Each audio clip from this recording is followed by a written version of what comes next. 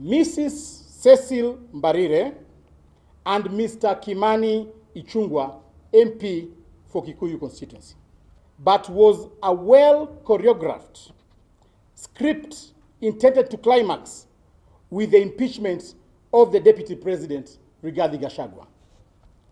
My close and inevitable working relationship with the Deputy President, who is also the UDA Deputy Party Leader, act them. And when their concerted effort, lobbying and coercion to set me against my Deputy Party Leader failed, I was effectively profiled and labeled as an obstacle towards their evil plot and conspiracy to have His Excellency Riggy impeached. This is also in acknowledgement that my continued silence over such grave occurrences continues to cause unnecessary confusion and anxiety among my supporters and the UDA party members, while it could also be wrongfully construed as an admission of guilt. In this regard, ladies and gentlemen, I wish to state as follows.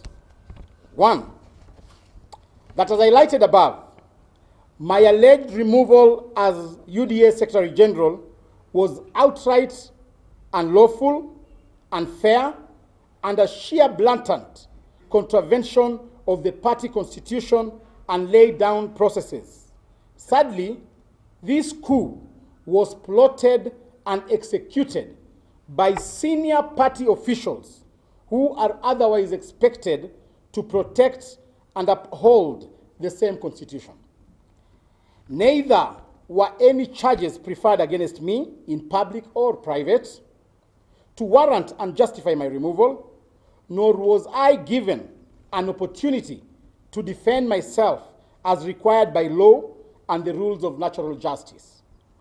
I was convicted and sentenced without trial because my aggressors had nothing against me, to the extent that none of them could sign and date the statement that purportedly communicated my ouster. That this coup was plotted and orchestrated by two senior party officials alongside others within the party secretariat. These senior officials are Mrs. Cecil Mbarire and Mr. Kimani Ichungwah, MP for Kikuyu constituency. That my ouster by the above officials had nothing to do with incompetence or my inability to run the UDA party, but was a well-choreographed script intended to climax with the impeachment of the Deputy President, Riggy. My close and inevitable working relationship with the Deputy President, who is also the UDA Deputy Party Leader, act them.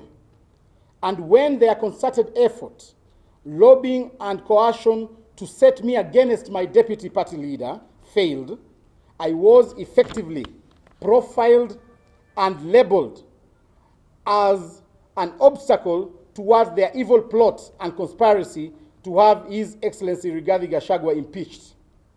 It is not a coincidence, therefore, that one of the coup plotters' accomplices, Mr. Hassan Omar, was unlawfully proposed as my immediate replacement.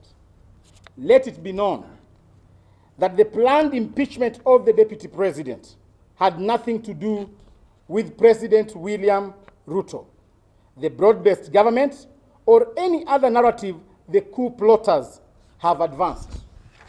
The impeachment had everything to do with egocentric 2027-2032 politics from the Mount Kenya region and was instigated and propelled by Mrs. Cecil Mbarire and Mr. Kimani Ichungwah.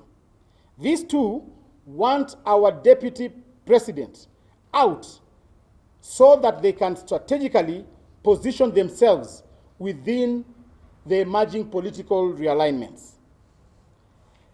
This backward politics must be called out because if left to fester, it threatens the stability, popularity, and the very existence of the UDA party, which the party leader, His Excellency William Ruto, his deputy Riggy Gachagua, and myself have worked tirelessly to build.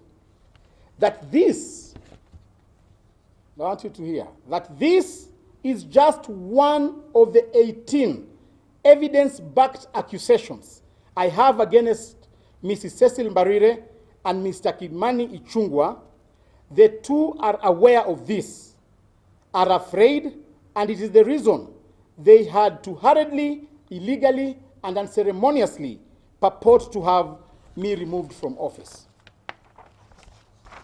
Ladies and gentlemen, I will be disclosing the other 17 issues against them in due course, including and not limited to documentary evidence of efforts by the two with their accomplices to defraud the party, as well as manufacturing minutes of non-existent party meetings and forging the signatures of the Deputy President and myself in attempts to access the party's bank accounts. My next disclosure will also reveal attempts by the two coup plotters and their accomplices to intentionally and consistently run down and kill the UDA party through stalling of key party activities meant to popularize and expand UDA. In light of the above, and in appreciation and respect of established internal party organs responsible with handling such matters, I have forwarded a petition contesting my purported removal as Secretary General to the party's internal disputes resolution committee for adjudication and justice, and I confirm my availability for hearing and presentation of my case as and when required. This is also because some of the issues raised in my petition are very, very, very sensitive, with potential to harm the image of the UDA party if exposed to the public through an open court. But I will not hesitate to take the next move if I don't get justice from the party's internal dispute and resolution committee.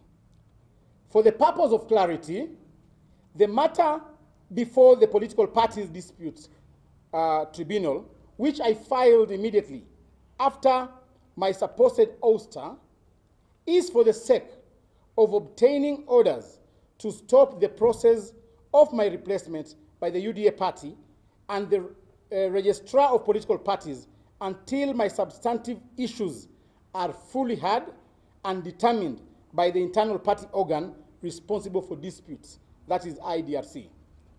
While I am pursuing this process, and to ensure non-interference with the proceedings, I am demanding, therefore, that Mrs. Cecil Mbarire and Mr. Kimani Ichungwah step aside as UDA party officials because their actions and intentions clearly portray them as having ill motive against the UDA party they purportedly serve and might interfere with this matter. I make the assurance that by the time I am done presenting all the remaining 17 issues before the IDRC, Mrs. Cecil Mbarire and Mr. Ichungwah and their accomplices, who shall be known soon, will have no moral or political standing to hold any position, whether at the party or in public service. I have also written to the registrar of political parties, who already instigated the process of my replacement, and asked her to hold the replacement process pending the hearing and determination of my petition. This matter also attracted the attention of the UDA members who are here with me today, who I am informed also have written to the same registrar contesting my replacement.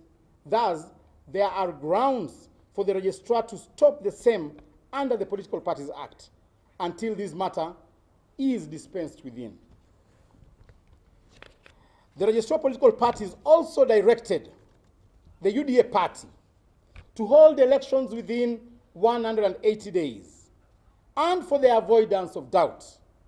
Therefore, I am announcing today that I will be seeking to retain the position of the Secretary General of UDA party when party elections are held, to get a direct mandate from party members so that a few early risers with ill motive will never again contemplate meeting secretly at 5 a.m. under heavy security to demean a ruling party by illegally removing a serving and deserving Secretary General. I will also be rallying party members to amend the party constitution and ensure no leader in elective position is allowed to serve as a party official, except the party leader and his deputy. These will cushion the party from being misused as a tool to settle selfish, personal, and regional political scores, as is happening currently. While at this, I wish to offer my voluntary advice to my good friend, the truthful man, the Deputy President and the Deputy Party Leader of UDA, His Excellency Riggy Gachagua, that he should not be deceived into letting down his guard regarding the issue of his impeachment. I am putting it to him that the coup plotters are not yet done. Free advice.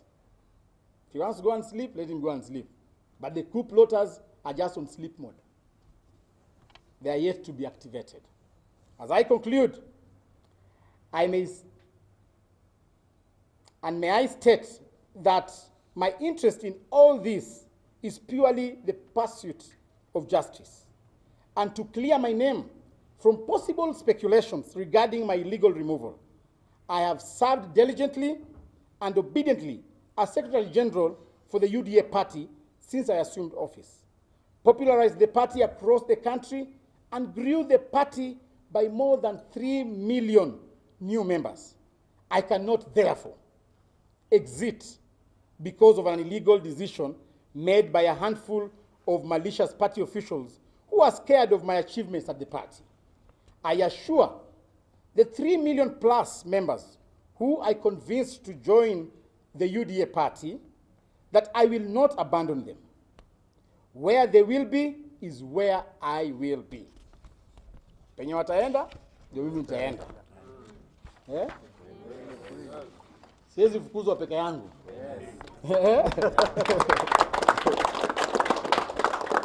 Finally, let there be no doubt that until the issue, or rather the issues I have elucidated above, are adjudicated upon and settled fairly, amicably, and conclusively by the relevant organs, I remain the lawful Secretary General of the UDA party.